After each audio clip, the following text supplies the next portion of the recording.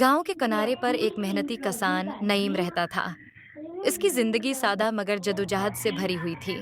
वो सुबह सूरज निकलने से पहले उठता, खेतों का रुख करता और दिन भर हल जोतता, बीज बोता और पौधों को पानी देता।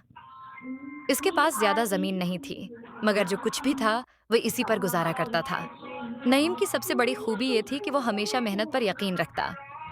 वो अक्सर अपने बेटे अहमद से कहता, बेटा, जमीन हमेशा उसी को देती है जो उसके साथ वफा करता है। मेहनत करोगे तो फसलें तुम्हें इनाम देंगी। एक साल बारिशें वक्त पर ना हो सकें। गांव के कई किसान परेशान हो गए, फसलें सूखने लगें और लोग मायूसी में डूब गए। मगर नईम ने हिम्मत नहीं हारी। उसने अपने खेत के किनारे पर छोटा सा कनवा खदवाया और दिन रात पानी खींचकर पौधों को बचाता रहा। गांव के लोग उस पर हिंसते और कहते, ये सब मेहनत जाये है। बारिश के बगैर खेत कभी सरसब्ज नहीं हो सकते।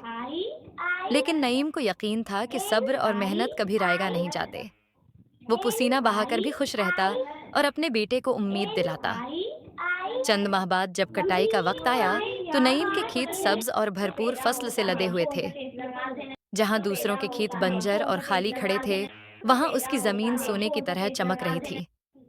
गांव के लोग हैरान रह गए। वही लोग जो इसका मजाक उड़ाते थे, अब तारीफें करने लगे। फसल की अच्छी पैदावार ने नईम की जिंदगी बदल दी। उसने गांव के गरीब किसानों को बीज और कुछ रकम कर्ज दी ताकि वो दोबारा खेती बाड़ी शुरू कर सकें।